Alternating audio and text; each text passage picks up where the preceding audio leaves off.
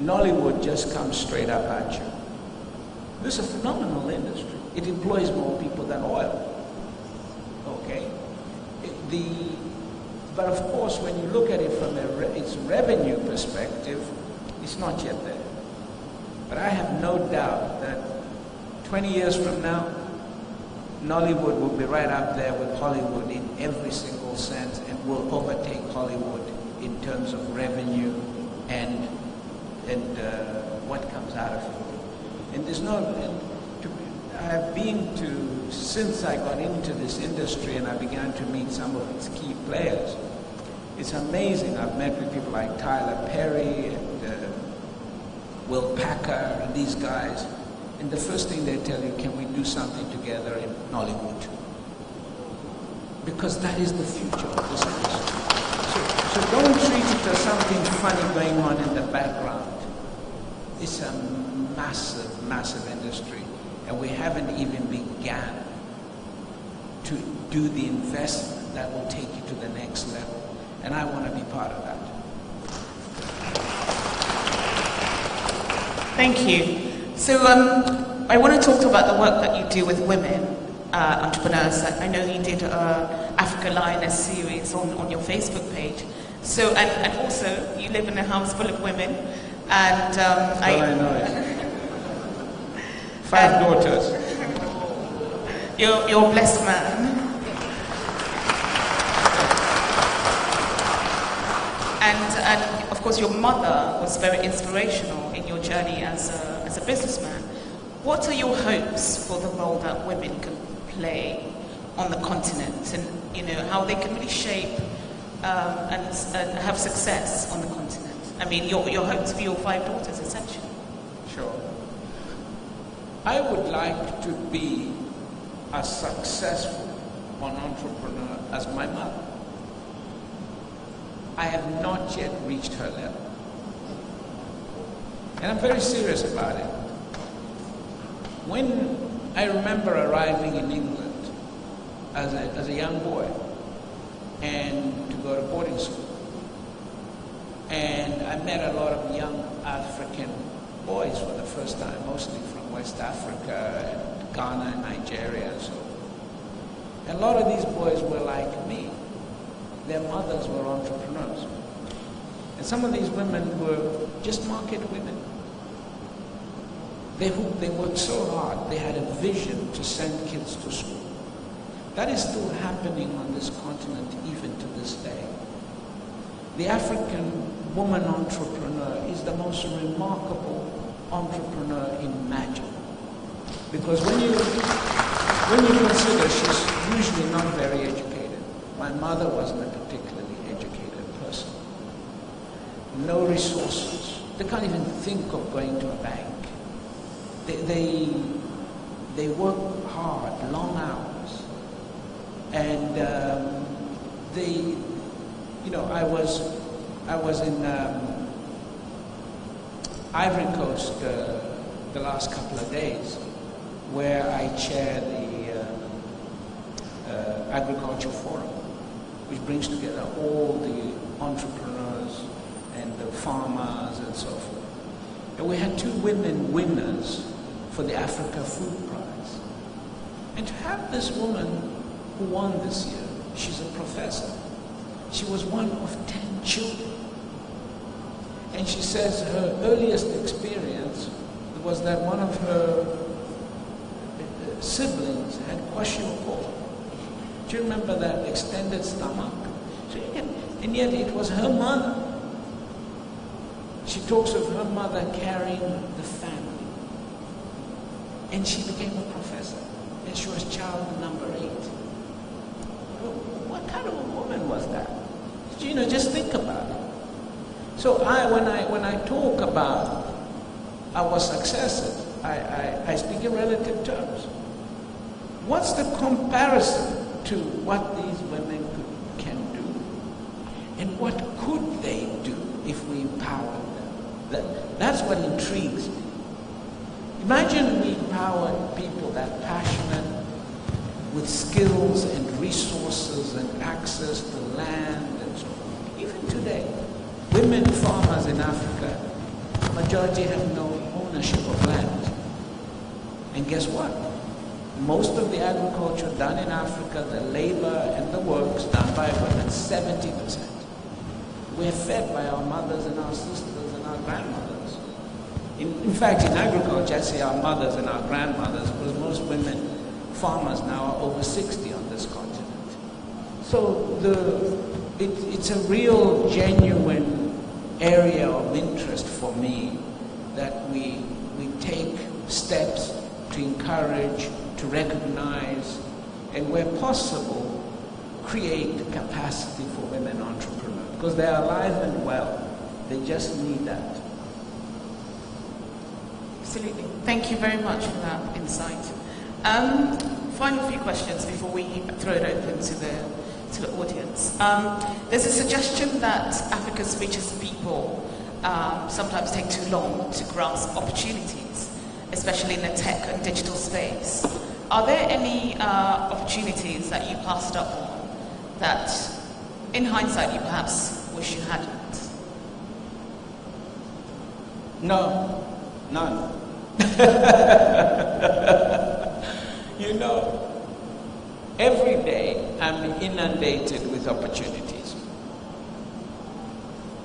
Every entrepreneur is inundated with opportunities.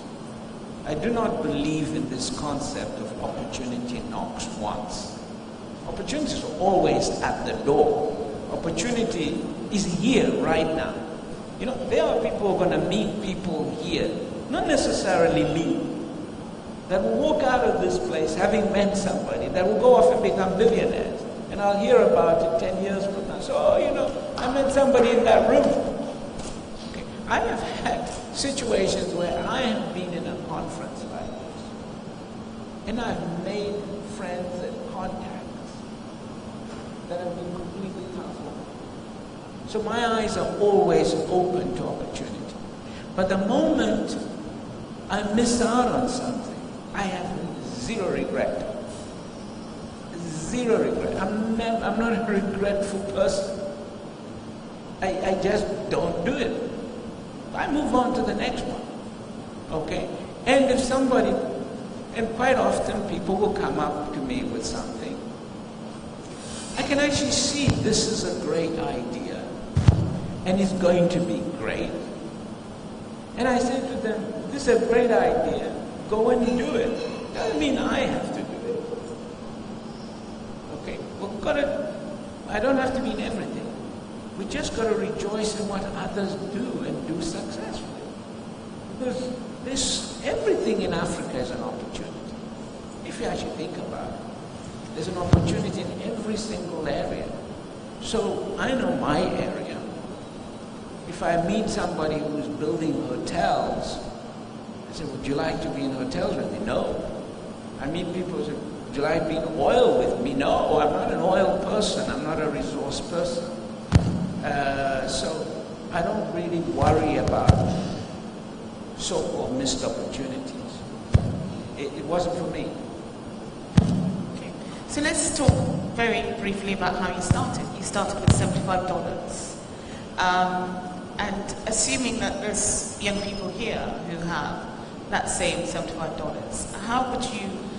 what business would you advise them to invest in?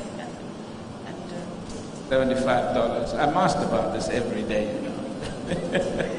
But you got to remember, that was 1986, so you got to kind of build in some inflation into that number, right? So it probably isn't quite 75 by today's world, right?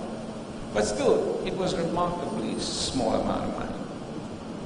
And the reality in business is you don't need a lot of money to start a business. Okay? Whatever industry you think you can be in, what you've got to think about is your entry point into that game with what you have in your own hand. So let's say, for example, I'd love to be in aviation, but I can't afford to buy aeroplanes. Okay, but maybe I can start a business cleaning aeroplanes, packing sandwiches.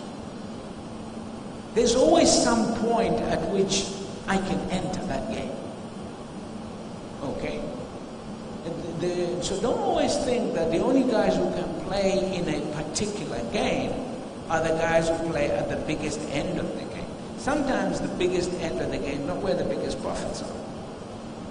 I remember asking, Richard Branson's, I hope he's okay on his island, but I remember something he said, he used to joke about, say, okay, what's the quickest way to become a millionaire? And he would say, start with $1 billion and buy an airline. So you will be a millionaire. So the fact that you're at the top end of that thing doesn't mean that's where the money is. Okay? So even with yes, you have a vision to build the biggest retail chain in the world. Sam Walton. Okay? Built what is technically the largest business in the world by sales. It employs 2 million people. Okay? But have you ever read the story of how he started? He started selling second-hand clothes, like the women selling clothes in the market. Okay? That was his entry point. So you don't have to have this concept that, I must have a lot of money. What you have, it's enough. Now start thinking about what's my entry. What often makes it difficult for a lot of people is that sense of, what should I put it? When you have too much pride to start small. See, I had a university degree. Okay, and I started my business by taking little adverts in the newspaper saying, I can fix your curtains, I can fix your driveway. And I would go out with some laborers and sometimes literally lay out somebody's driveway. I started fixing electric gates for people. Over my weekends, I built that. And never once did they know that I had a degree in electrical engineering, and there was only a handful of us in the country at the time. Without that humility, I wouldn't have done it. I would have had to wait until I had a lot more money so that I could go there with my tie and all that. That's not necessary. For an entrepreneur, don't worry about those things. Okay? Start with what you have. Find your point of entry. Sometimes it takes a little while before you get going on the big vision that you have. Okay? But that's okay. Even this thing, we started with one television channel. But we always knew we wanted to launch at least 75. But even with the resources available to us, we came up with this idea that why don't we launch a free-to-air television channel? One that just does sport. So we went around. So we set up the channel. Now I could begin to understand. Sport is probably not the best place to start because these sports rights are incredibly expensive, let me tell you. But still, we launched one television channel. We went to Kenya, we bought a license as a fixed broadcaster. Okay, and we launched Kwese Free Sport. Then we went to Malawi, we bought a license. Then we went to Ghana, we made a few acquisitions. We had a free sports channel, broadcasting exactly the same content like McDonald's in every single one of the countries. Okay. And today we broadcast that one free sports channel in 29 countries. Okay? But it's now one of 75 channels. Okay? So it's one thing to have the vision, but you always got to come back to the ground, sit down. What's your insight? How do you really get going? what you're doing. Okay? And then you build out of that. And that's a principle that's universal in the game of entrepreneurship. Thank you. A kind of powerful summary, despite not small beginnings, to lead into audience questions. So we have our moderator here, Shayo, with a mic, who will go round and answer your questions. So what I like to do is a couple of things. I want to get something out of it for me. So this is how I get something out of it for me. I want us to have a conversation. Because then how else do I go and say, you know, that's a great opportunity. I heard this young entrepreneur say this and I think I should put some money in it, or something. But what I really want to hear, I want to hear what you're doing. Okay. So, let's do it like I do on Facebook. Okay, I get 10,000 comments after a post, but I do read them. And I pick out from the comments things that I think resonate to a broader audience. So whatever question is asked is being asked by you. Okay, make it your question. But let's go through a couple of questions. I may not answer every specific question, I'll pick one. But the more people say something and comment on something and tell me what you're doing, the better it is for all of us in this room. So you ask your question, make it brief, but I want a 1-minute pitch from everyone. Okay? Imagine I really was going to invest and we were in the Shark Tank and you got 1 minute. Okay? Pitch for 1 minute. Tell me who you are, what you do. Okay? And so make a pitch. I'm not asking you to make a pitch for money. We're going to broadcast this entire program on Kwese Inc., the one channel we set aside for entrepreneurs. Right next, we have all the rights for Shark Tank for the next 7 years, would you believe? So we want to make this a Shark Tank. Okay. So make a pitch. Okay, 1 minute. Tell me who you are, what you do, and speak to the audience of Kwese TV. Whether it's about your product or your service, and let's see what happens. Shall we do that? Okay, let's go.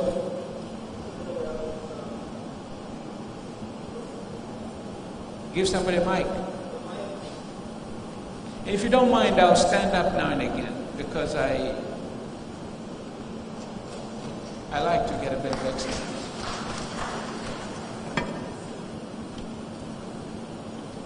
Can I do it? Where's the mic? There's a mic already. Come. Let's move. You can go ahead. And can you do me a favor? Write them down here, just in case I forget. You can go ahead. No. No. Go on. Sure. Go ahead. I'm listening. Okay, great. Thank you for the privilege. I'm really excited to be here, and I'm a firm admirer of your work. My name is Rufai Hosseini. I'm a co-founder, Loyal Bonus, but on the radio. I'm a top radio show host here with Inspiration FM. My question to you is this. Your tenacity to keep coming back, despite your setbacks, especially Nigeria's case study. I mean, you're a religious person. Funny enough, we go to the same church, formally. And some Christians will say that once you've seen a sign, you shall never come back there again. Once your house has been burnt before, they'll say, maybe God is showing you a sign. But you've been tenacious, you keep coming back, and that's exciting to me. My business is called Loyal Bonus. It's an e-commerce site. I think the essence of loyalty in Africa is a joke. A lot of people don't take it serious. What we're doing is we're providing e-commerce and a loyalty platform across board for everybody in Africa so that businesses will scale, will ensure repeat purchase and businesses, And we do both online and offline. And we have the amazing catch to it. We have a QR code scanner for every business. So you can buy something online from that shop and watch to go into that physical store. Because the future of loyalty is both online and offline. And that's what we're doing. We are at www.loyalbonus.com. You can check us out, and have an amazing time on loyalbonus.com. It's the future, and it's the revolution we've all been waiting for. Thank you very much.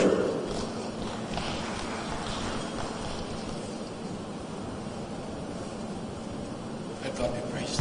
Hi, Dr. Strive. My name is John Atoms, and it's lovely to see you. Well, I run a Cortec business, and we're currently developing our MVP for Enterprise.com, which would be an interstate bus ticketing application. So, and then we're planning to go across Africa, because I always say that whatever works in Nigeria most likely works in 40 plus countries in Africa. So I don't think of Nigeria, just like a post you gave, I don't think of Nigeria as a country, but as a state. And Africa is the actual country. But I want to ask, because here is my challenge now in moving into other countries. I don't want to have to travel to every other country that I want to expand into. Can you, Dr. Strive, create a platform, not just Facebook now, a platform that concentrates on African entrepreneurs, vetted entrepreneurs, people who know what entrepreneur means, who have had successes, and will be willing to collaborate with other African entrepreneurs. So when I go to that platform and I register, I'm vetted, then I can meet with somebody from Kenya, another person from Zimbabwe and Zambia, and then I could tell them, this is what I'm trying to do. I'm trying to expand there. How can we collaborate? And also for exchange of data.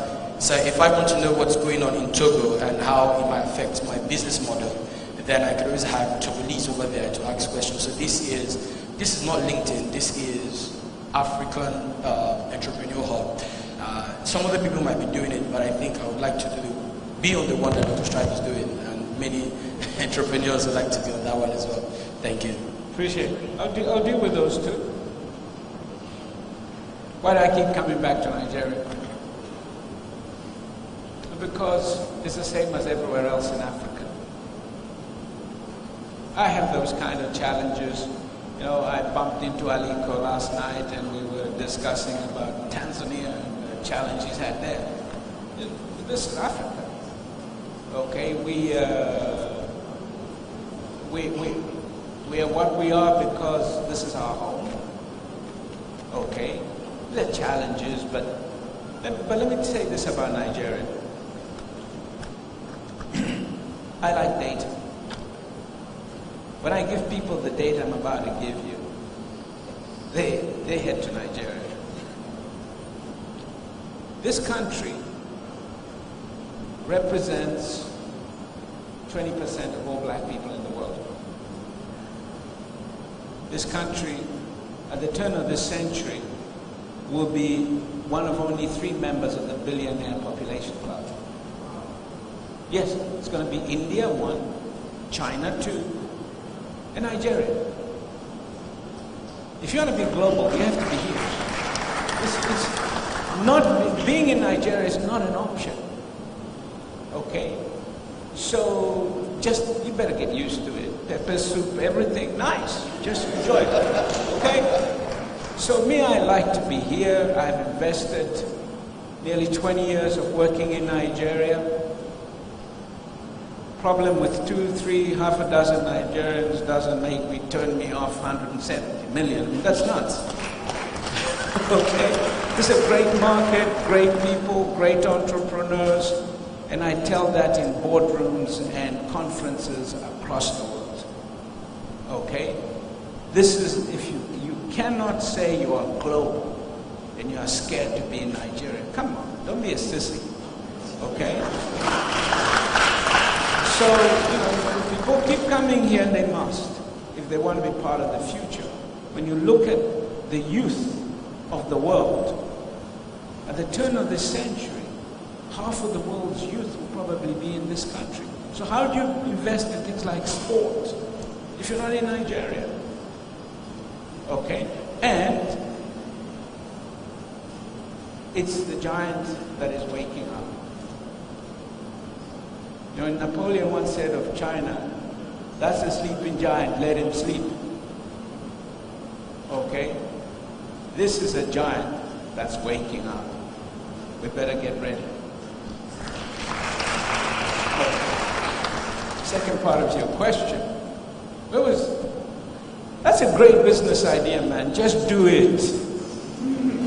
Go make money with your platform. What? You want me to make money out of it now? I know what you meant. Let's have a platform that brings together African entrepreneurs.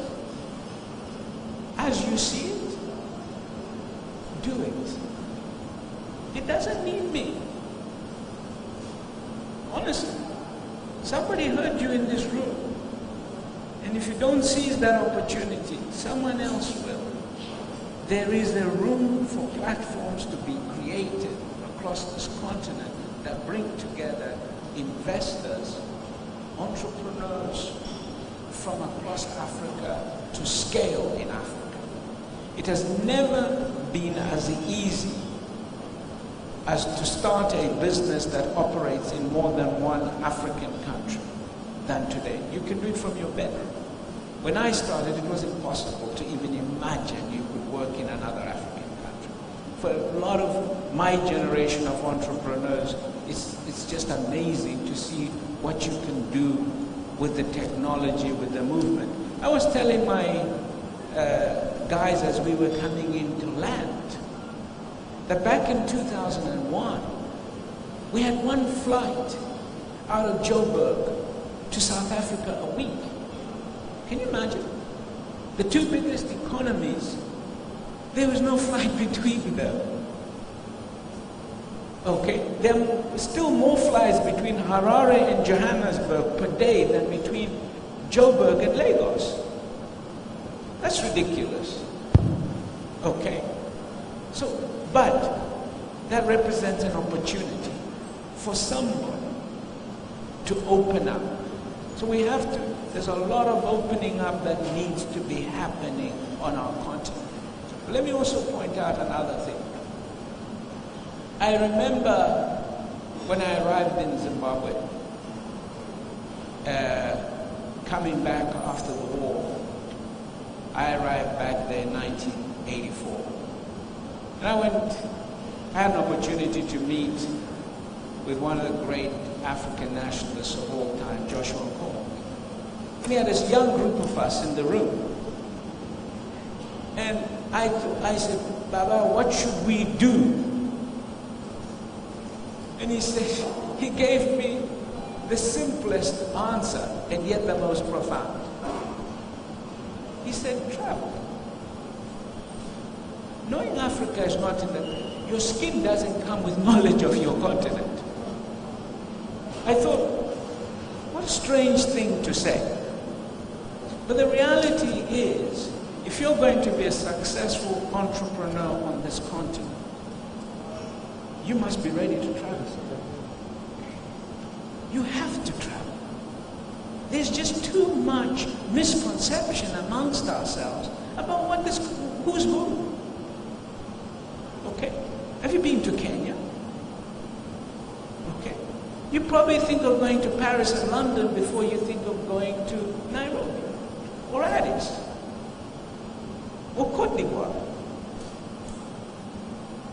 Travel. There's no way you're going to scale on this continent if you don't travel. And if they chase you away, come back. Force your way. You have a right to be there. This is your continent. Okay? Let's take some time. Don't let anybody say, no, you're not allowed here. What are you talking about? I always say, if I walk down the street and I keep my mouth shut, will you know that I'm not Nigerian? This place, you have everyone in Africa here.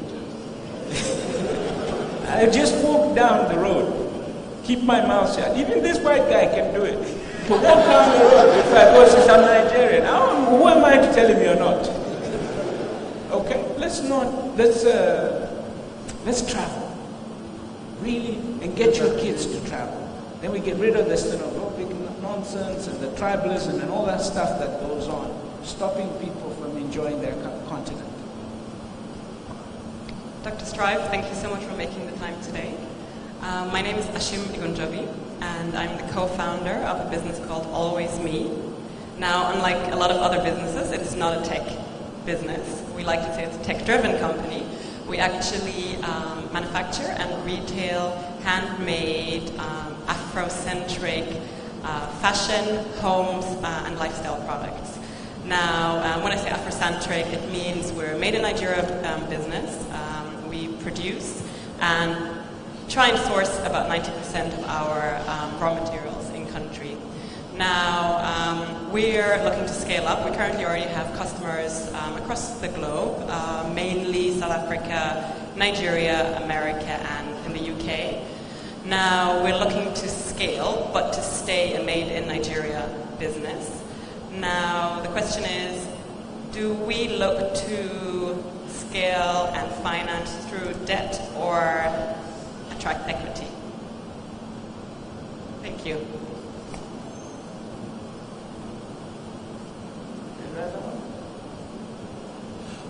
Good afternoon, Master Chef. Permit me to call you a chef. Welcome to my kitchen. My name is Olisa Chukuma. I'm a film producer. I make documentary films. At the moment, I'm doing documentary on the great professor and son, Alfred Castro. You are? Sure, I am. My lawyer. He's your lawyer?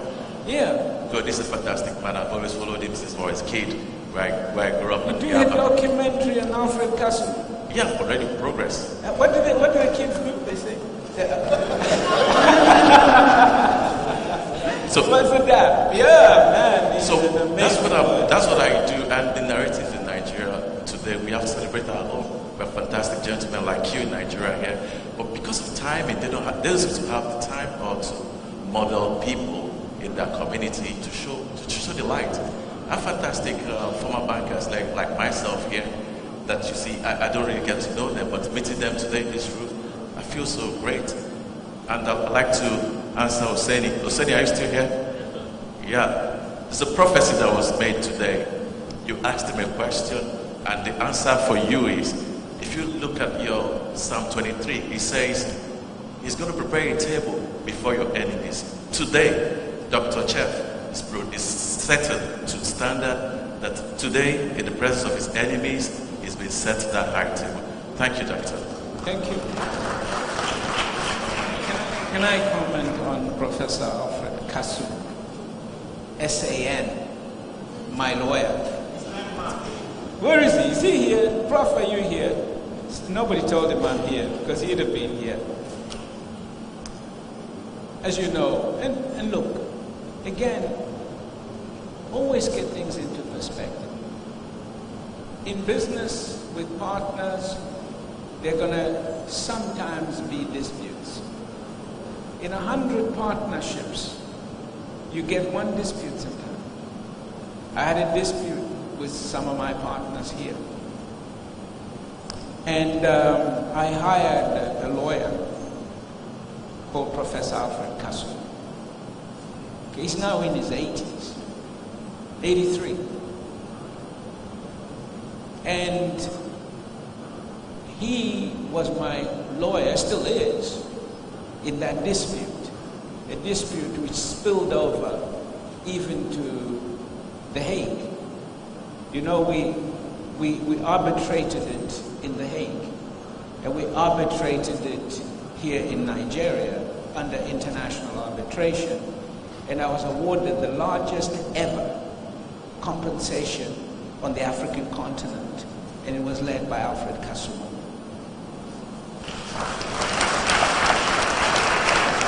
And the arbitration judges were majority Nigerian, and the courts were Nigerian. Okay, so the system can be made to work. Don't be cynical about it, just keep pushing. Professor Kasu, you know, the number of times we went to court hearings, we'd fly here, and the judge not available, or the other side has filed something, and he just keeps saying, let's go. Yeah, it'll be next one, next one, next one. Never gave up. Okay? It was Nigerian judges that ruled that our rights had been violated. by international companies in that we had to be compensated and we were paid in full. I used some of the money to set up Kwese. Okay, so I'm back. Okay, so, that's, let me come back to your question. As an entrepreneur, one of the first things that you need to understand, each one of us needs to understand, is our need for capital is not an event. It is an ongoing thing all the time. Okay, it doesn't matter how big the business is, you still talk capital in the morning. Okay?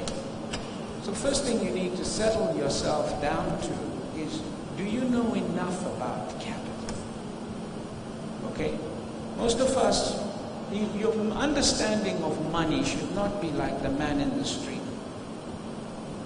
Okay? You're an entrepreneur. Your life depends on, your business depends on your understanding of capital. Okay? And there are different kinds of capital, as you rightly pointed out. Is it time for me to bring in equity partners?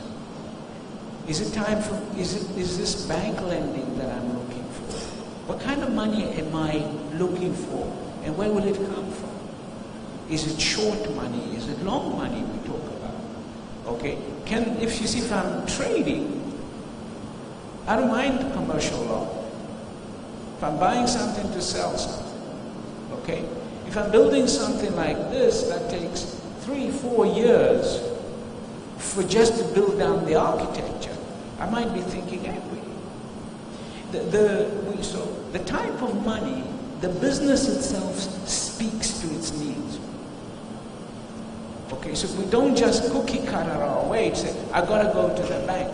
Quite often when the bank turns you away, they're right.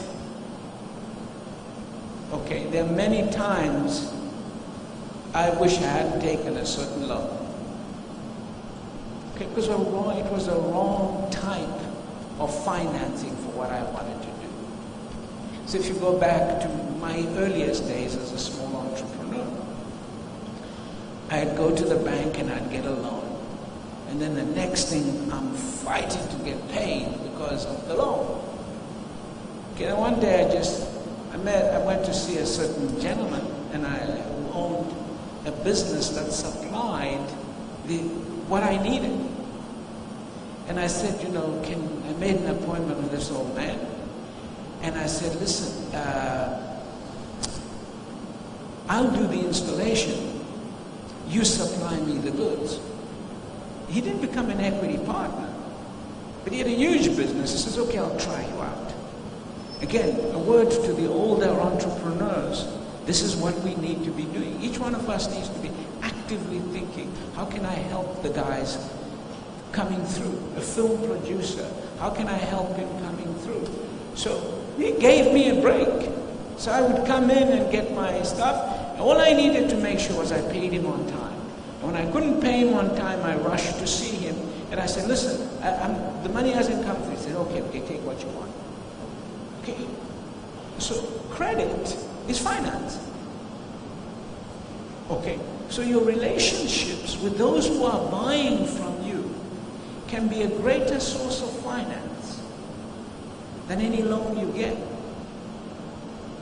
Okay. So hence you've got to think of financing in a very broad way. Because the more you think about financing in a broad way, you'll be surprised where you get to.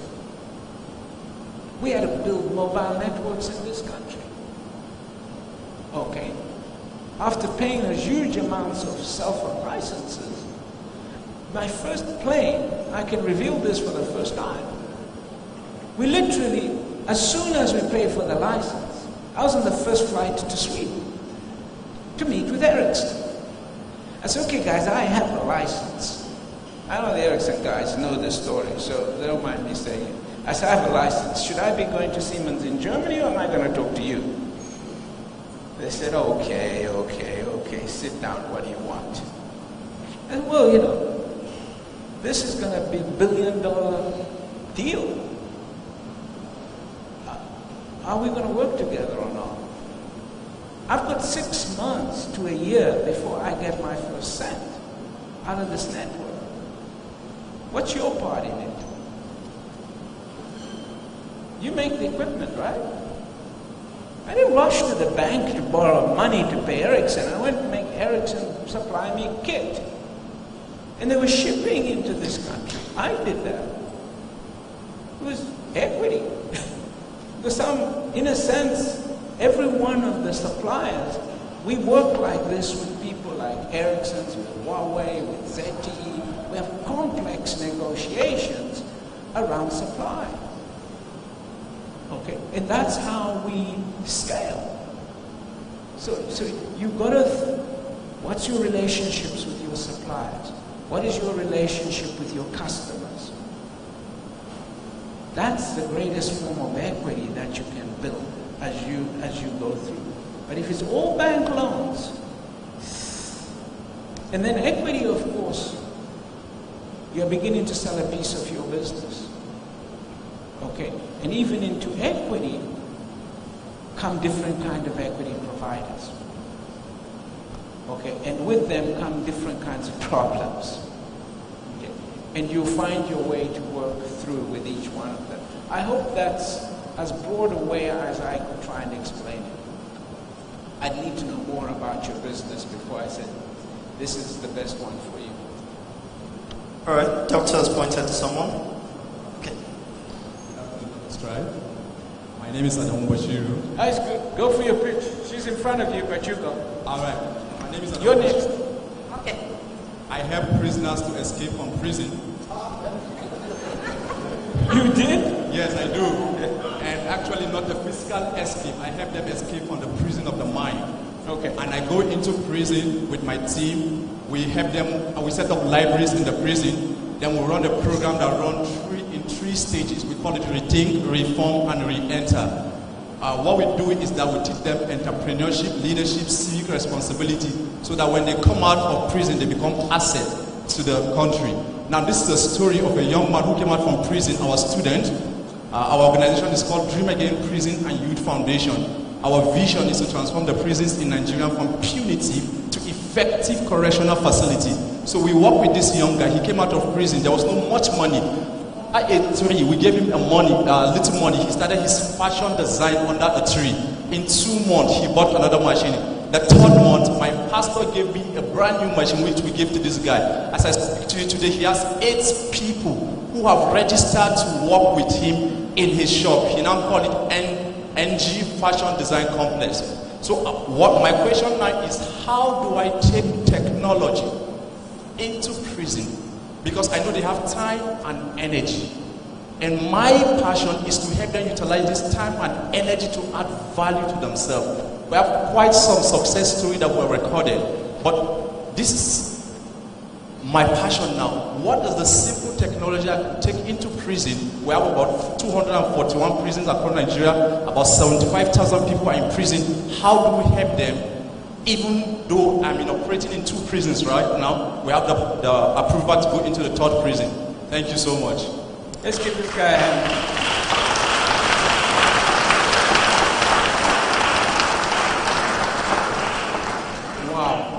Wow. Entrepreneurship. Yesterday somebody rightly came up to me and says, you keep talking about not-for-profit entrepreneurship.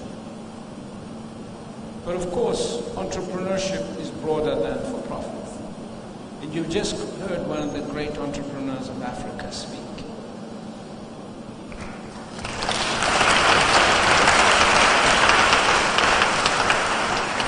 So this is what you and I are going to do together. Okay? I'm going to get our people. Maybe we even bring this brother in. You see, we're doing things together now. Huh? He's a documentary producer. I need content. I have another channel called Kwese. No. Okay, those of our decoder know there's another channel called Kwese Know, where we focus on broadcasting content of issues like this. Okay, so our starting point with you is let's make a documentary. Okay, I will finance your documentary.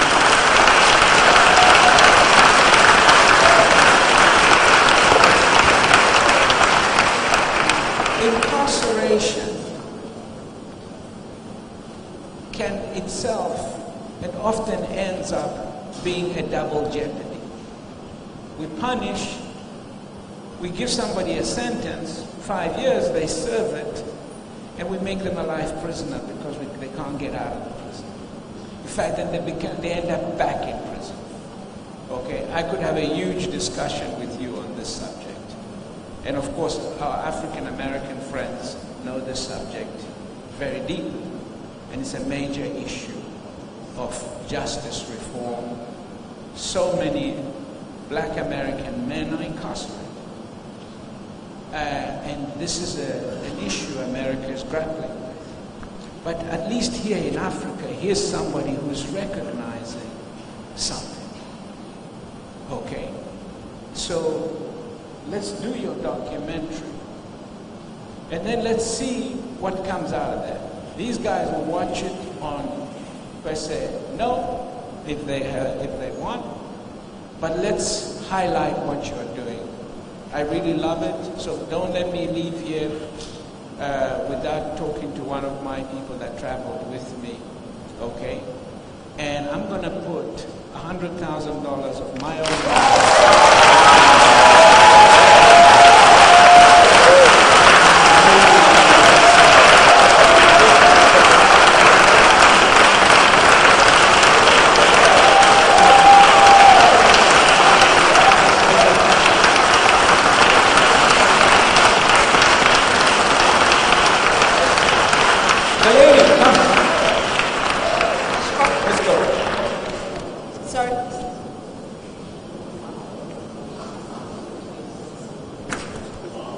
Well, you've got 1 minute. Make a pitch. Okay, my name is Ayola. I'm one of your biggest fans on Facebook. I traveled from Abuja to come for this program. Now, You know who's one of my fans?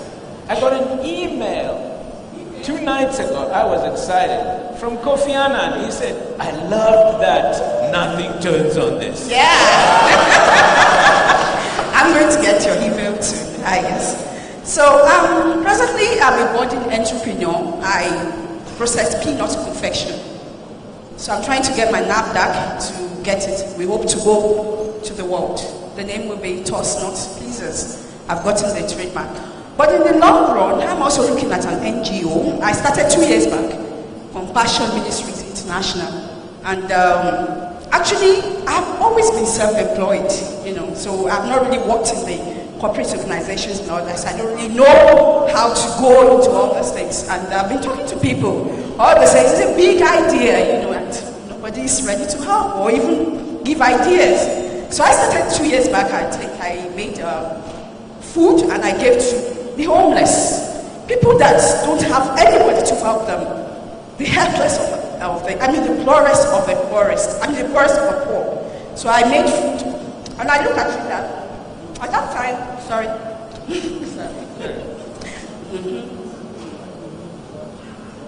At that time, it wasn't really fulfilling my vision, I have there, the eggs, that was it. Where I'm looking off is, who are these people that as little as 5,000 naira can make a difference in their life? How can we empower them? But my first limitation, I have my limitations, is where do we house them? I walked to streets, met people. Ordinarily, I would not give my phone number, but I gave them, but they never come back because they feel maybe you want to use them to do juju or something like that, So I'm just looking at it. How can I go into that? Now, another thing it's come off. In the near future, I'm also looking at Kwese House. I want to see if I can come into that.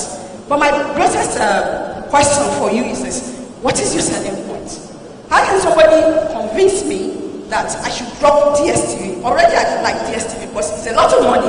And my children keep on saying, I must buy for them. I keep on subscribing. But I'm not in love with it because it takes too much from me.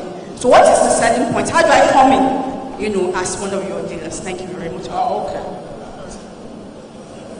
Wow. I'm going to escape from that one. I thought we were going to discuss peanuts. Shall we discuss peanuts? See, I don't want to discuss. I've got people like Austin here, my dealers. They're going to convince you. Okay? The thing is, again, on a serious side, from an entrepreneurial point of view, when we set up ventures, let's set up ventures for the long term. And a venture is only for a business should not be seen like a project. A project is something that is time-oriented. But when you're setting up a business, it's like you're going into a marriage. It's for the long term. Okay? And if it's going to survive and help us solve the problems of this continent, because how many of you know we have some serious problems on this continent? Okay? And the biggest challenge for our generation, okay, that is looming on us, we haven't had a challenge like this since decolonization, which is how do we create jobs for the African youth? It is the biggest challenge we have. We have young Nigerians and other Africans crossing the Sahara, for God's sake, drowning in the Mediterranean because they have no hope. Our answer, for me, what I have in my hand is entrepreneurship. I'm not a politician, so I don't have policy in my hand. But I have entrepreneurship, and I have you guys. So we can create the jobs. We can create the opportunities for others to be employed, because not everybody is going to be an entrepreneur. It's the entrepreneurs who will create the jobs. When I was a little boy and I was studying in Zambia, and we used to do some geography, and they teach us to draw maps of Africa, and then I would draw maps of Nigeria. There was no oil. We used to do these little pyramids of peanuts. Do you know that? We used to do, we said, what do they produce in Nigeria?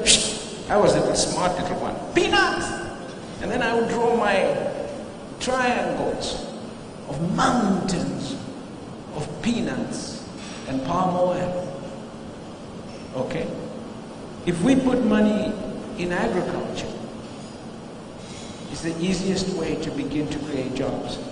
But even before that, to create wealth, we need to process. We need to create products and brands out of the materials that we are producing, whether it be oil or agricultural produce. So I really love what you're doing, but persuading you to become a Kwese customer,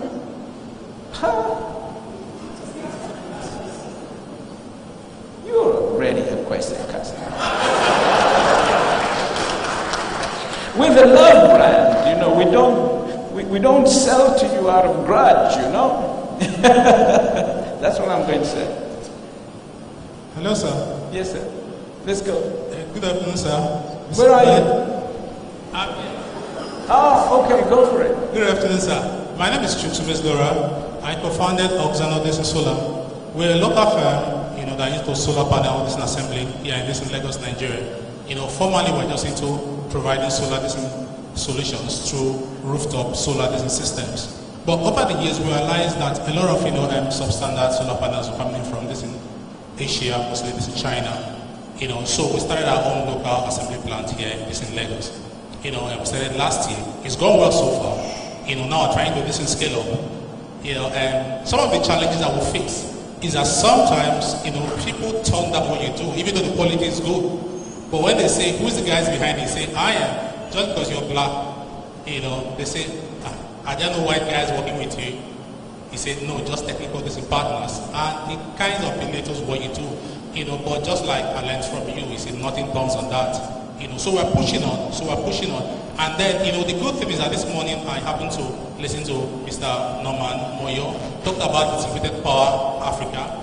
So I'm already looking at ways of strategic business partnerships.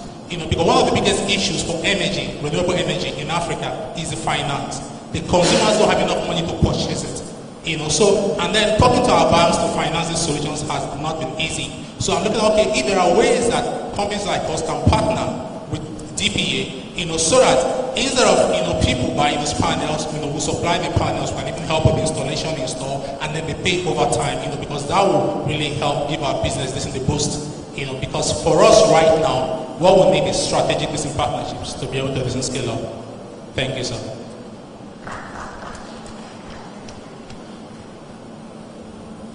Good afternoon, sir. Good afternoon, Strive Masiwa. Where are you? I'm here. Oh. Yeah. My name is Pastor Adiat Gola. I'm a pastor in CC Seratin Assembly. Masiwa is a man of God. TDJ is a man of God. I am a man of God. We love Masiwa, and I call Masiwa the talking multi-billionaire. Dangote is a silent multi-billionaire. We all follow you, we are happy because you are striking the giant out of us. Only thing we needed for this entrepreneur to move is a mentality. Our mentality to business is wrong. I have 3 proposals, and the first proposal I have given it to Norman Mayor this morning. The first one is about African youthpreneur. African youthpreneur. Every African country, they are sitting on a keg of gunpowder because the youth that's going to turbine the nations, they have nothing to do. And then the method that government is providing job can never work. I've spoken with Obasanjo, I've spoken with Jerry Ghana, I've spoken with almost everybody in Nigeria, but they can't see it. I think Masiwa Foundation will be able to see it, how we are going to turn Nigerian youth and set them free from their captivity. I have the proposal, I'll supply it to him. That's number 1, sir. And if you can assist me, sir, if I can assist me, it will be done in a way that they have never done it before. Okay, we'll talk later. I appreciate it. I thought you were going to give me the book. Yes, I want to give you this book. This is another book that I want you to give to your numerous foundations, and you can translate it into any languages all over the world. It's free. It's free. I want you to do that, and I will send you the original copy so that you can translate. I've given it to Norman Mayor. 2 copies for you. You and TC Masiwa. Number 3, sir. Number 3, we are talking about electricity. Masiwa is not ready to be in everything. He wants you to do it yourself. Most of the time we read on his page, he will say, that one belongs to you. Do it yourself. Biogas electricity. Power Africa, what is Masiwa doing about it? Biogas, there are a lot of garbages here, there are a lot of salad gas here in Nigeria, and the gas that is coming there is methane gas. What are we doing about it? Thank you, sir.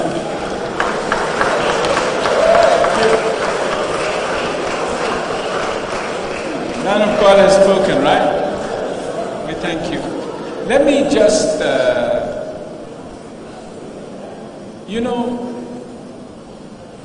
in defense of my brother Aliko Dangote, I'm just going to say one thing. In fact, I was with him last night in Accra. He is deeply passionate about helping people. He just does it in a different way. Let me tell you something. I got a phone call During the Ebola crisis, I got a phone call from the head of the African Union, Dr. Nkosazana Zuma. And she said to me, you know the crisis of the 3 countries where there was a problem of Ebola. She said, we have 3,000 volunteers from different African countries who are prepared to go there to help. So I said, so what do you want from me? She said, we need money. We are short $40 million. It's not in the budgets of the African countries. What can you do? In fact, she said, I will fly wherever you are. I said, you don't have to convince me. Let's meet, let's discuss the budget, and let me see what I can do. We sat down, we discussed that budget. The first phone call, I said, okay, I'm going to organize a conference of Africa's leading business leaders. Let's have a room in Addis Ababa. And please, tell them to clear people's aeroplanes when they land. Because these guys are serious. Okay? I called Aliko, I said, Aliko, for this to succeed, I need a pledge from you, my brother, to set the level. He said, 10% of whatever is pledged, I will give. We went into that room, there were 35 million pledges, and Aliko's check was 3.5 million, and it was the first to arrive. Okay? And it is not the first time I have been to Aliko. Okay? You have entrepreneurs, we will respond in different ways. Okay? It is your money. I will never grudge you if you do nothing, as long as you pay your tax. That's okay, too. You must pay your tax. Okay? But people will see things differently. There are people who say to me, I pay my tax, I'm okay. I say, fine. Others will say, I want to help children. Others will say, I want to help orphans. Someone says, I want to help prisoners. It's as your heart is moved. Okay? And certainly, even in the ministry, we must use our platforms to talk to the issues of the poor and the excluded. Remember what Paul said? He said, I was reminded by Peter and James that I should not forget the poor, and this I was minded to do. Okay? All our work means nothing, all of us, if we do not remember the poor. And we have a lot of challenges here on this continent. So thank you very much, man of God. The man talking about solar power. You're in a good place. What an opportunity for you. What an opportunity for you. The power deficit on this continent is extraordinary. But let me also tell you, we're not going to solve it with huge power plants, damming rivers and so forth. It's what you're doing, the area of renewable energy. Okay. So, you have my support. And I don't tell Norman what to do. I didn't even know the guy was here. I don't know what he's doing here. He should be at work. But we've been in that sector for a while, as you know, and we've looked at different solutions, different approaches to it. But something is beginning to happen there. The price of panels is coming as you know, it's collapsing. The battery capacity is increasing. Okay? If you bring those two together, everybody's home is going to be powered by solar. I want you to envisage that. This is why companies like Solar City in America, I visited them a year or two ago. Don't ask why, but I went to see. Okay? They're multi-billion-dollar companies doing home installations in solar. And that's going to open room for how we solve the power, people selling back power to the grid. It's going to solve the problem. There's thousands of jobs to be created in there. President Obama in the United States had a program which created millions of American jobs of people just installing in homes. Okay, this is a whole layer. It's an extraordinary industry, both from installation, manufacturing, servicing. Okay, so you're in a good spot. Financing is entrepreneurs' big challenge. Okay, there are ways to do. There are different ways to look at financing. We, for instance, we work with banks, and I'd like Norman to sit down with you to see how he can assist you, probably from our platform of our own banks. Okay, so there are different approaches to this.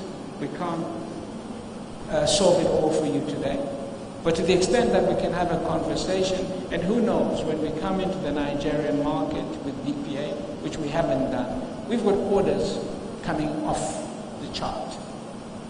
I'm serious. We are inundated with orders in Southern Africa and East Africa at the moment. And so we haven't even began to talk about it. I hope that's not why he's here, because I don't give him capital for that. We've got a lot of orders, and you must meet your orders. But this is a huge market, and we won't miss it out.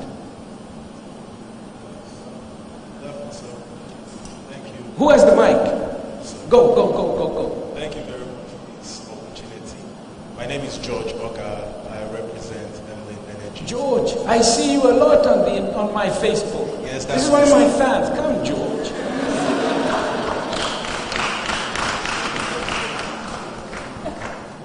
You win all my competitions as well, George. I can never keep you from winning. They begin to think you're my brother. Look, he's my brother, but you know, I don't use him to win the competitions. Great to meet you, George. Thank you very much. Appreciate it. Sir, I represent Emlyn Energy, a renewable energy company in Nigeria here. Like you rightly know, we have a population of over 175 million people in this country. Between 60 to 80% of those people don't have access to energy. Now, we go further to realize that there are about 17 million businesses, over 17 million small and medium scale enterprises who have to rely on generating their electricity as possible. Now, what we try to do as a company is to bridge that gap and see how we can provide them affordable and clean energy. Now, like my competitor turned colleague today rightly pointed out, capital expenditure seems to be the major challenge of our business, but that's not my question. My question is, in our business, we struggle to survive every day. A lot of people fall out of the race, but we remain because we know what we want to do. And then suddenly a giant like you steps in, well, we know automatically we cannot compete with somebody like you. Now, I remember clearly in '95, you had to set up a telecommunication business at $40 per.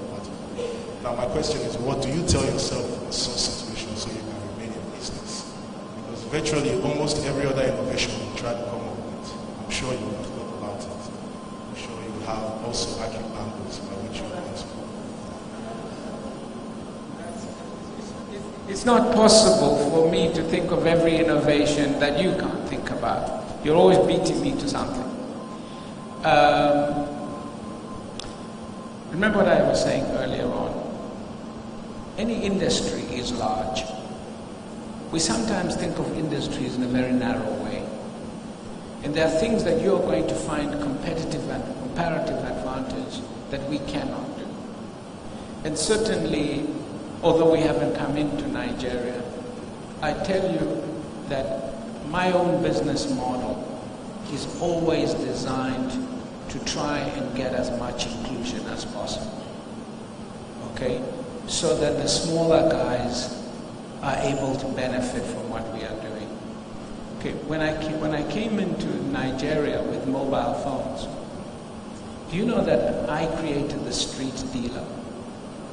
The guy with the bib selling airtime. Didn't exist. It didn't exist. We designed the bib, we put the bib on them. MTN were watching, thinking we were crazy. After 2 weeks, they put yellow bibs, and everybody's got a bib now. Okay? So what I was trying to do was to create inclusion. Okay?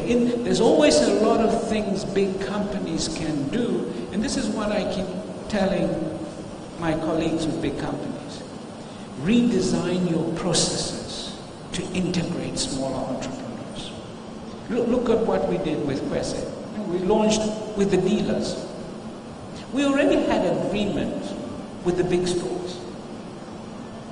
But we said, let the e-dealers, as we call them, integrate themselves first. And that model must be protected. So even now, the e-dealers that we recruited in Nigeria, even before we launched, we've been training them. The launch in Nigeria of Kwese in this country is end of September. We haven't launched here yet. And yet, 70% of our sales are happening here. And it was by allowing those young dealers to come in. Now we began to take the stores of the mobile companies. Kwese is moving into hundreds of stores of MTN, Airtel, and so forth. But we're now reaching out to our top dealers and giving them shops, giving them franchises within the stores of the mobile operators. So we're saying the mobile operators will pay rent for a guy to come in and use your store. So it's not that big companies can't redesign their processes. The Shells and these guys, they have to do it. They must design business processes that create downstream entrepreneurship opportunities. It is necessary for their own survival. Okay? If you come into a community and you put an oil well that requires only 300 people, and out of it comes $3 billion, people are going to get resentful, of course. They're not getting jobs, they're not getting in. You've got to design processes and opportunities within your business model. Okay? And these are the conversations when I meet with people, I tell them, there's something you can do to help entrepreneurs. Okay? Because you may not be the one creating the jobs, but the entrepreneurs can create the jobs. Even if it means, if you can't redesign your business processes as a big company, create small venture funds. And you nurture and mentor entrepreneurs. All that is possible. Okay? So that is a message to those big companies listening to me on Facebook right now. Our own future requires us to create inclusive business processes that integrate entrepreneurs so that they can create the downstream jobs. It includes creating financing models. Thank you, George. I'm Kichu Wakali,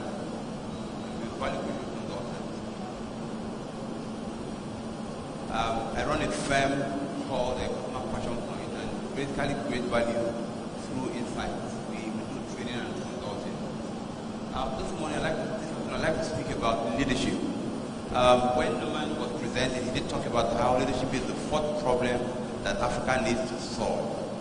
And we're already in that mindset because in all we do, we try to bring in a bit about value creation as a leadership mindset. You must have that as a leadership mindset. And now we are taking it into primary schools.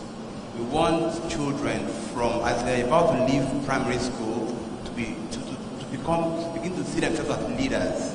We have a program called My Future in My Hands, which we have started. Currently, we run it with premium schools. But the idea is how to take it to the lower grade schools where you have the mass. So it's about how do we develop content that will make this leadership program available to the larger community. How do we take it from the likes of grade to the schools in the backyard? So that's what we are about. So how can we partner with Kwese? How can we develop content that will help us drive this understanding? Because indeed, if we fix leadership in our country, a lot will change and for positive. Thank you very much. Thank you. You know, entrepreneurship, one of the things the African policymakers need to come to understand, entrepreneurship needs to be taught in schools.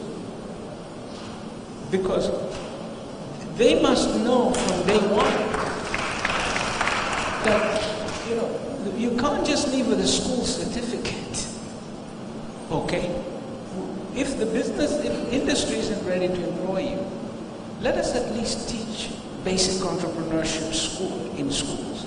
I've said, you've seen some of me talk about it on Facebook, to say, by the time somebody finishes secondary school, my goodness, why can't they do a balance sheet? Basic accounting. Okay? Showing if you start a business and even if you're selling tomatoes, you've got to keep your costs, you've got to know how to do this. It is no more than teaching history in school. Let's take entrepreneurship into the schools, starting at primary school right through. How you set up your business, how you register a company, how you pay your taxes, all these things should be standard in schools across Africa. Okay? Because that is the only place where they will get jobs. So I applaud what you're doing, and to the extent that we can work with you in some way, we have a platform to at least broadcast. Okay? Let's think of ways we can work together. We're coming close to the end. I have to fly to South Africa just now. So, quick, what's your pitch? My name is Oluwatu Salade. I'm the founder of Pathway Giants. We're a packaging company. We package products for small and medium businesses, because we know that the challenges of most SMEs when they do products is that they don't brand their products properly. The packages are not well done, so that's where we come in. And then because we do a lot of poly and plastic products, we also try to use as much recycled products as possible, as well as teach them how to dispose of their products in a way that we can recycle them. Now, my question. First of all, my kind of company is an industry, and it uses a lot of power. I presently use a 100 kVA generator. So what can your power company do for such? Because, we've been talking about homes, but we also have businesses that rely on power, and when there's a power outage, it means losses, big losses for us. I don't have a power company in Nigeria, but I have a power partner. George, I have another one over there. You see, problem solved. Okay. My question. I will get How do you bounce back from a failed business idea or a bad business decision? Because I know when you were a startup, you would have had your fingers burnt a lot. How do you come back and decide to believe in yourself again well enough to build yourself into what you are today? Thank you. Okay, so a couple of things. One, I'm glad I've discovered you. And I'll tell you why. When, I think it was Côte d'Ivoire or Togo, one of the countries I did in the last couple of days, there was a young woman who was producing a beautiful product out of a natural, you may see it on Facebook from what I wrote, from what she presented. And she was amazing, because she'd obviously been reading about what I said about pitching. So she just walked and she put this in my hand. She says, this is my product. Help me to develop it. Okay. And I said, okay. We're going to invite you to South Africa. And I'm going to get a group of people in a room. Talk to you. How to package. How to design your packaging. How to market a product. And depending on what you do, we'll invest 10,000 to make your little venture work. Okay? Now I was wondering, after making that promise, well, I was going to get somebody who could help with the packaging. So you come into that, right? Okay. So we'll bring you into that project. So I hope one of my assistants is following up. Okay, so next time we get together, you will sit with her and some of the people I bring together from our marketing, sales, high-level guys, just spend some time. Let's see if we can workshop a solution for her product. Okay? And then you work with her. Okay. And let's see what we can do.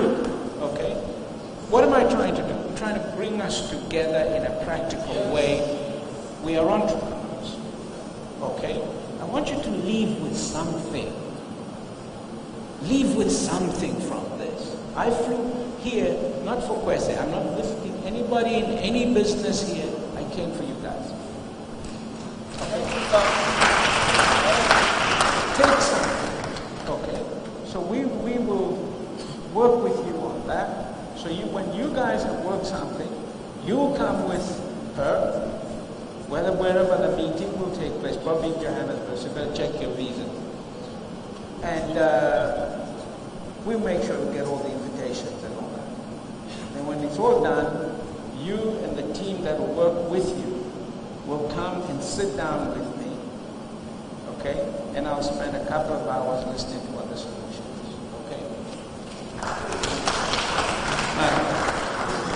Mr. Strife. Good afternoon, everybody. My name is Impe Ayode. I'm into recognition company. I have a small medium enterprise. I went to promotional gift items, souvenirs, branding, and etc., etc. But my question is that since I've been into business, there has always been disparity between a female entrepreneur and a male entrepreneur.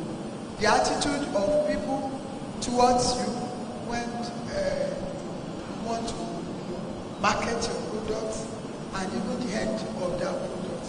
So I really want to appreciate you for bringing women into the entrepreneurial life, and I want you also to try to help us close that disparity that is between like I used to have a role model, and that is Oprah Winfrey, and I've watched so much of her documentaries and how she used to impact into the society. After having done so much of entrepreneurial work, she goes back into the society to impact upon the poor and the less privileged. And I know that when it comes to the poor and the less privileged, women tends to do much more than the men.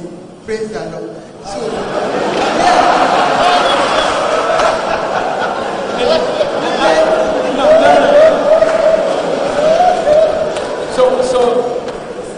they rushed me because I was going to say amen.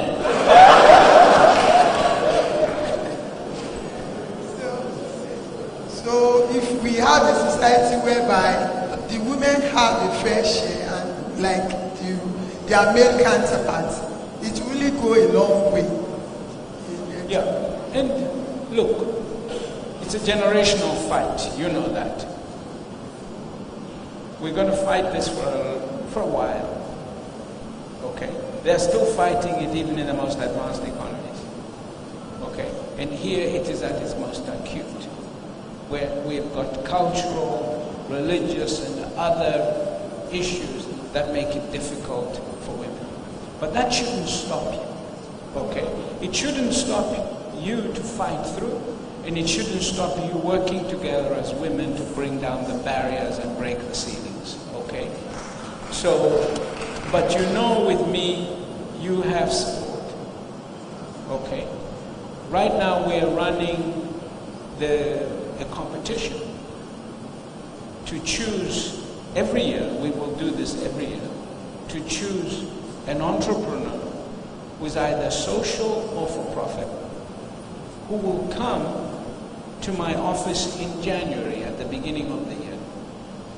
Okay, and they will work with me and my team, observing how we do things and what goes on and so forth for 2 whole weeks. And at the end of the 2 weeks, the entrepreneur will pitch. They will already have to come, they have to win a competition for pitching an idea, which will be selected by you guys.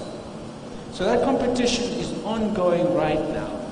I think today we just published, the 3rd part of the questions that they will have to answer.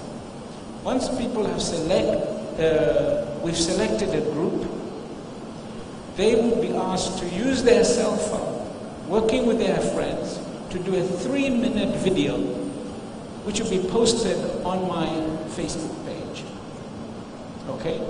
And then the followers on my Facebook page must like. Now I know we're going to have a big problem because Nigerians, if they all like a Nigerian, we're stuck. So but we know how to fix that. We're going to insist that Nigerians must vote for other countries. But, because that's what people from smaller countries have been writing in, say, okay, so I come from Botswana, we're only 2 million people. If I win, and if I'm there and there's a Nigerian, I'm gone. Even if I'm the best, I said, don't worry, we'll find a way to counterweight it. And the Nigerians know their leadership responsibility in Africa. They will vote for everybody, don't worry. So we're going to select. You are going to select, not me. The person that is selected with the most likes is the person that comes. But I said that at the end of it, I will invest $100,000 in the venture of each one of the two. But one is a woman. Okay? So one must be a woman. Because that is the only way I can guarantee it, by saying one must be a woman. Okay? Every year, my wife has a program. She chooses 100 young people with an education path, of the brightest young people that come out of the Zimbabwean education system. She's done it now for more than 15 years. 100 brightest people. So they look at the results for the year and they select 100. But 50 must be girls. And that program has been smashing records. We are now on our third this year, Rhodes Scholar. These guys are ending up in Harvard, Oxford, these kind of universities. This year alone, we have 354 in Ivy League American colleges. We have kids in the United States. Okay? And of course, we have over 40,000 orphans at any given time on scholarships. So, and yet when I started that program, we had one child. Because you don't do it when you are big. You don't do it because you are big. You do it because you have a big heart. You guys have a big heart. Okay? Don't wait to be when you are a billionaire. You are not big. I used to say, I'm not big because, how did I say it? Does anybody remember what That's right. Say it again.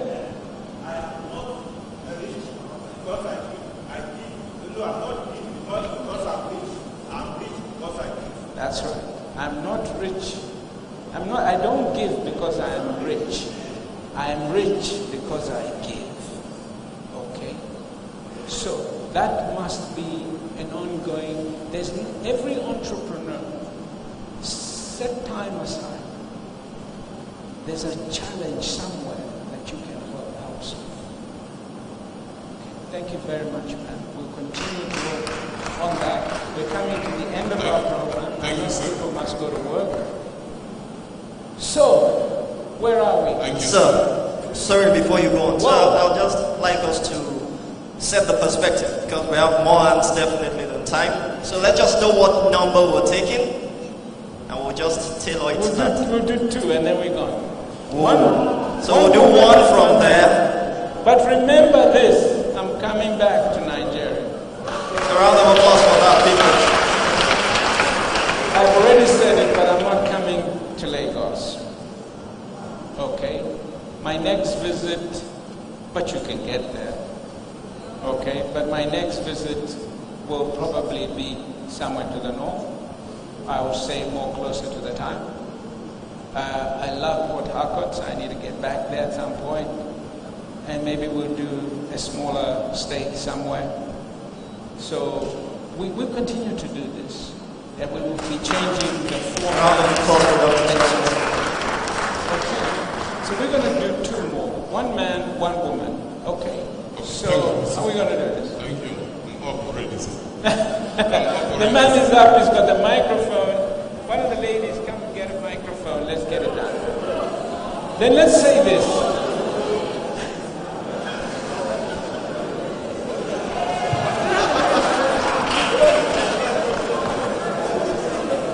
Okay.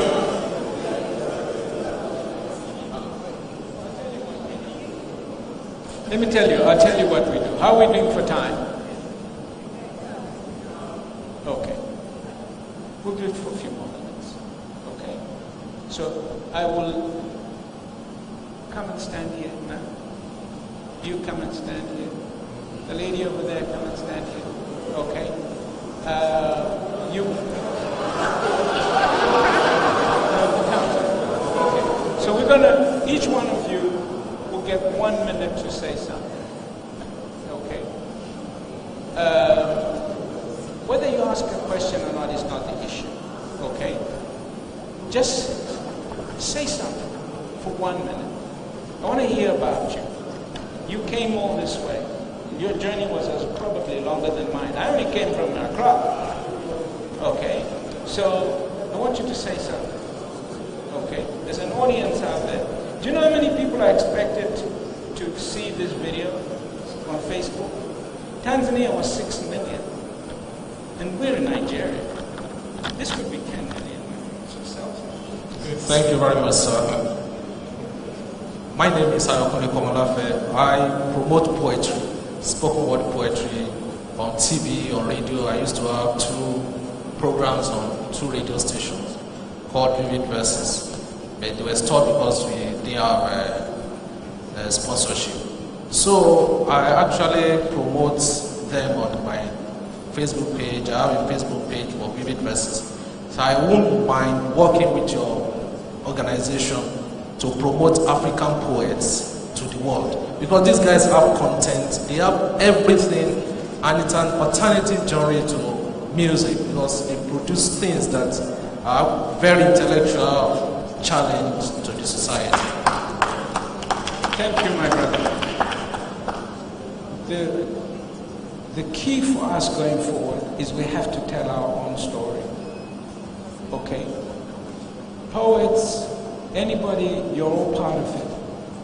We have a program on Kwese, which is 5 minutes, where we invite artists, poets, you just speak, you show people your work, and so forth. Okay? So who are the Kwese people? Who's from Kwese here? Okay. I want him to do a question. You know those conversations on Kwese? You know the one where we have 2 young Africans, and you sit there and say, okay, what does your mother cook for you? And this one says, fufu. And this one says, sata. Okay, say, okay, you cook, I cook, let's cook and let's see which is the best one. Then you must comment. So on that program, we will get you there to do something for 5 minutes on poetry. Okay? Thank you, sir. Good day. My name is Whitney Ayodele. I'm an undergraduate of University of Lagos. So I'm also an entrepreneur. And as we all know, Nigeria is into is like their consumers, not producers. So I'm into made in Nigeria footwear. I make made in Nigerian shoes, sandals, anything. But what I observed is there's an ideology in Nigeria that we young minds, individuals, we don't how do I put it? We don't use Nigerian products, and it's really killing us that we're just starting. We have this idea of you can only be an entrepreneur after university. There's no opportunity for fresh minds who are still in university to actually own or start a good business here. So my question is what Kwese is going to come is going to involve, like what Kwese will do for students here in Nigeria, like empowering entrepreneurial students, only for students. like bring us in.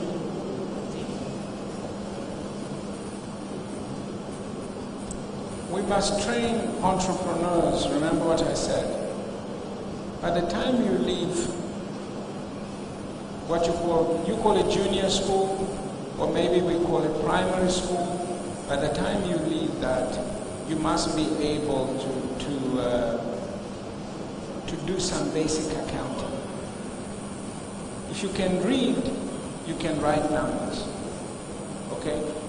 By the time you leave secondary school, you must know how to set up a business, do accounting for a business, do marketing and sales. This has got to come into our education system. Every university graduate, no matter what they study, must also study entrepreneurship if we are going to spark the revolution that we want to see that ends up creating jobs, so that people like you have the support. Because the same people who will come out of university and school with you, if they understand what it is that is behind buying and selling and manufacturing goods, they will be more sympathetic to what is produced locally. But let me tell you, the challenge you see, okay, is across Africa. Okay, what we've got to do is we've got to change mindsets. And we can't change mindsets if we don't have a platform with which we speak. Television is just one. Okay, but we have to use platforms on the internet. That's why I keep saying, everybody do a website. Because I'm trying to get people to communicate to each other. Let's use all these tools of Instagram and what have you, okay, to change mindset. I want you to go and look at something we've developed called Kwese, okay, where we try to get people to upload and have a conversation on different issues. Believe me, we've already got 3 million people that log on that website every day. Okay? And most of them are young people. But these are challenges. I'm keen to hear further ideas from you about what we should be doing. But if you're a university graduate, don't be ashamed to be an entrepreneur. Okay? If you can't get a job, it's not the end of the world. Start a business with your friends. Okay? And also be ready to go and work for your friends. Because graduates sometimes, they don't want to work for entrepreneurs. They say, people are not educated enough, I can't go work for them. That too is a problem of a mindset that we must break down.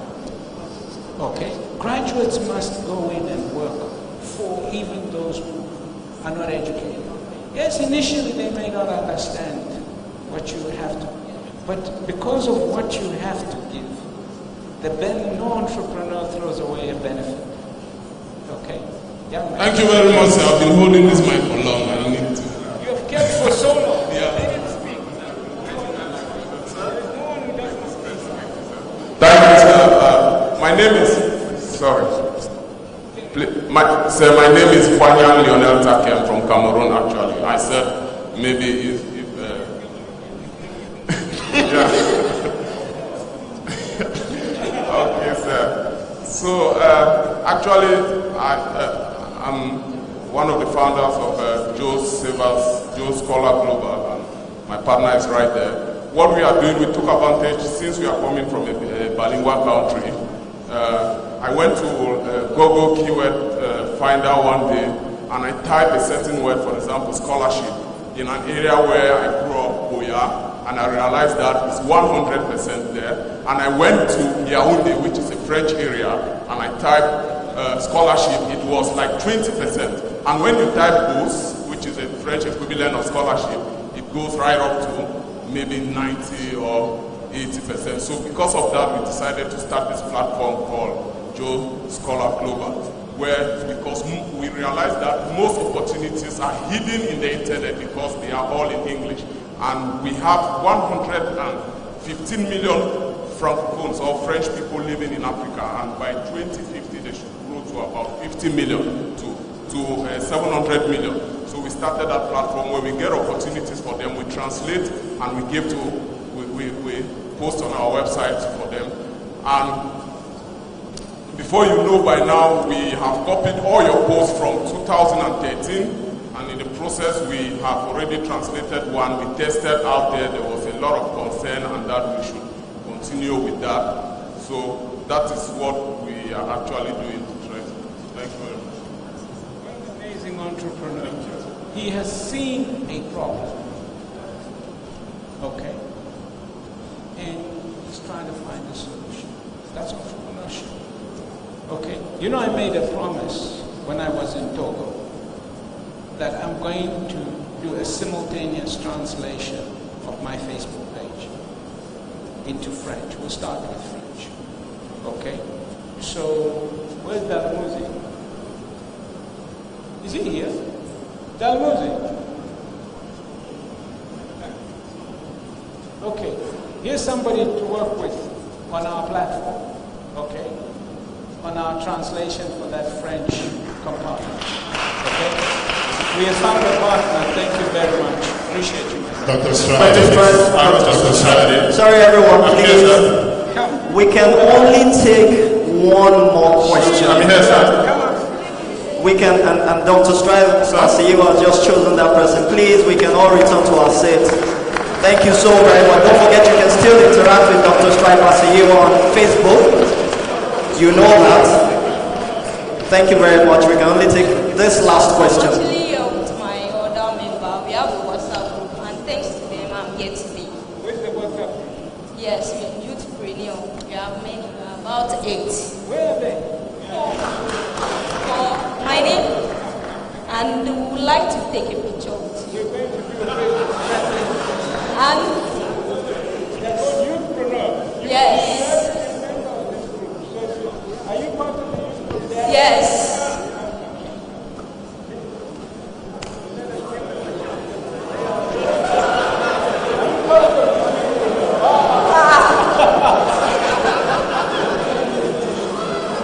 Yes. Yes.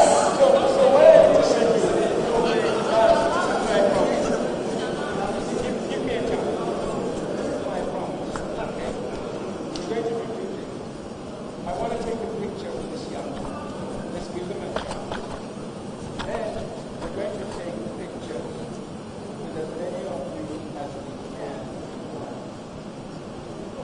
You can come up as long as we do the distance this way. Do a little something. Get your phone ready.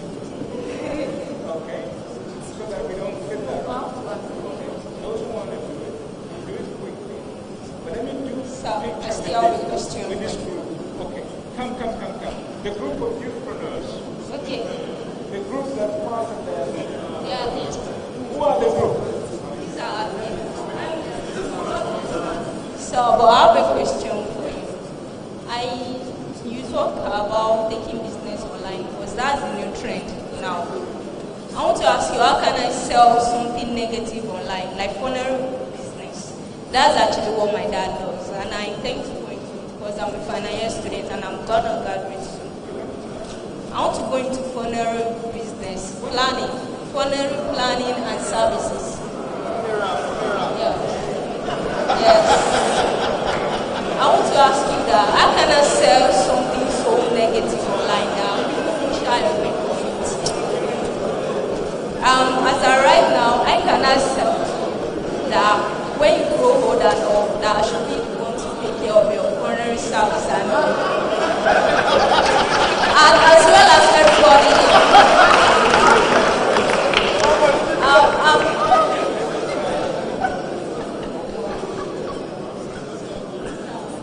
Okay, so the administrative group.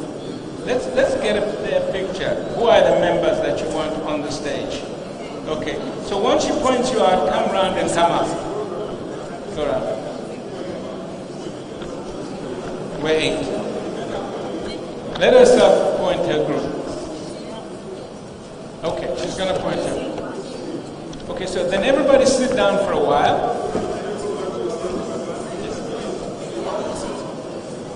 Okay, I'm good.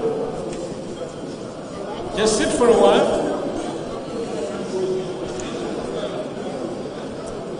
Please come.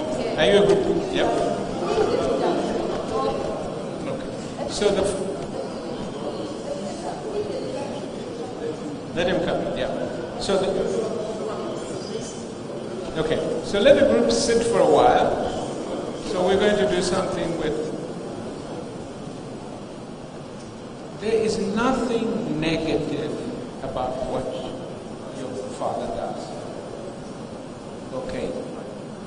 All business is good, which does not harm others and which does not harm the environment.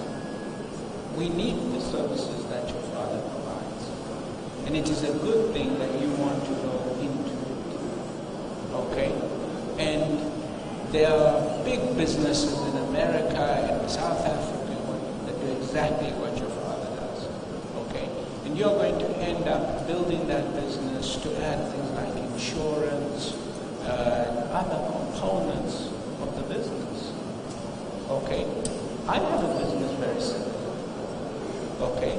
I sell insurance for people, life insurance. Okay? They pay a small amount of money using their mobile money. And if they die, within 24 hours, we make a disbursement to the family to help them through the funeral. Okay? And to help them in the days immediately after. It is usually about $500. They pay about 50 cents. And it's a huge part. It's a big business in our group. Okay? And we don't sell it to say, if you die, no. We talk about the needs of your family. You know, so everybody dies, right? Or, you know, pastor says we are waiting. So some of you will not see death. Okay? And I believe. So, but certainly wrong. So there's nothing negative about it. There are marketing techniques that you need to learn and study. Okay, so this is your group. We're going to have a photograph taken. Are you all ready? Where's the cameraman? He's taking it already. He's taking it already. Has he taken it? Yes. Okay, take it quickly. Take it quickly. So, okay, fantastic. Thanks, guys. All right, so we're at the end of our program. I really have to, otherwise they won't let me out. Okay, so thank you so much for coming. My brother, thank you. That's okay. So everybody gets a chance. All right, so.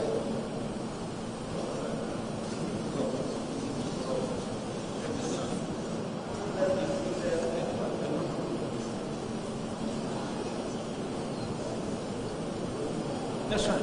So.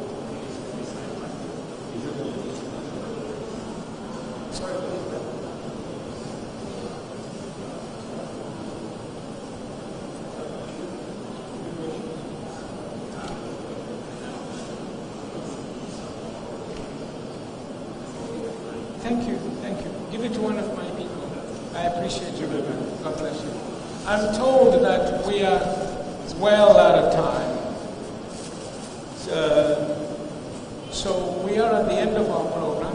People have to get back to work. I promise, how shall we do this? Let's do it in groups. So why don't we have this group here who want to participate in a quick group photograph come through? Okay. Let's go. Come and join me for a group photograph. I won't be able to do it individually, but we'll do it as a group. There's no harm in that. Okay.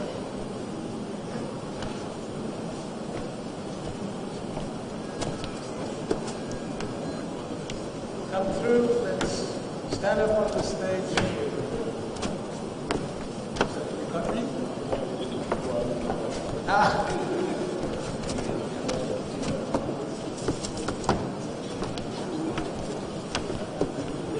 Please, we need to make this snappy. Dr. Strive Maseo has to leave. We love him so much, we don't want him to miss his flight. And we can't keep him here forever. So please, let's try to make this snappy. Let's make this snappy. And he has prioritized the women, so please, the ladies can move forward. Thank you.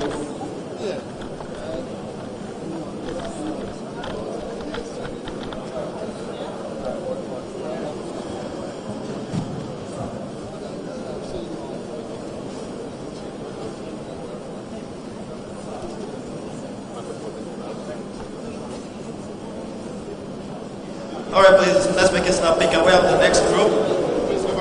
Please, you can leave, please.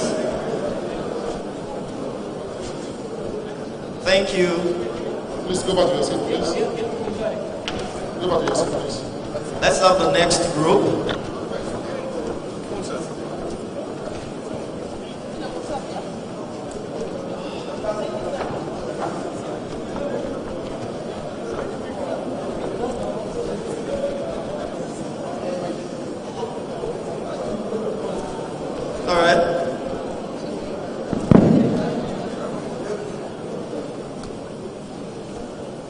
Okay, that's done. Thank you very much. Next batch. Thank you. Please go back to your seat. Thank you.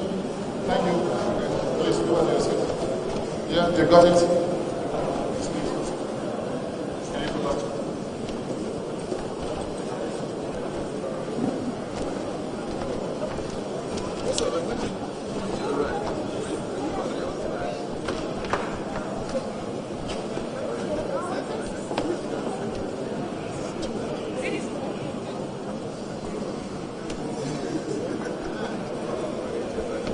Alright, that's done. Thank you. Next batch, please. It's okay, next batch, which will probably be the final batch. Sincerely, Dr. Strive Masayu has to leave. It's all...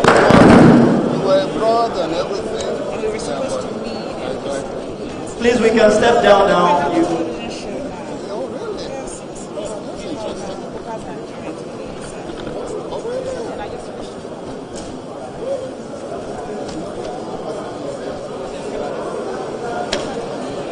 Thank you very much. It's okay.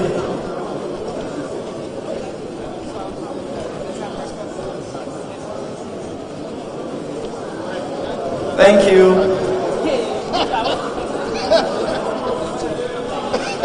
It's okay. It's okay. It's okay. It's okay.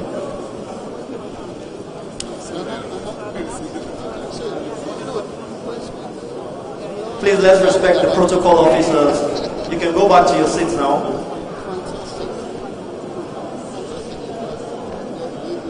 Thank you very much. Thank you very much.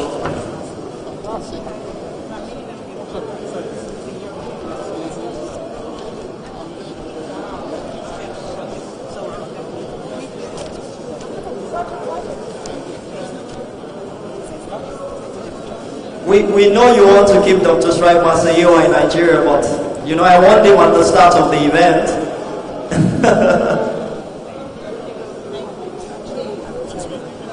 Thank you very much. Thank you very much. We need to move on.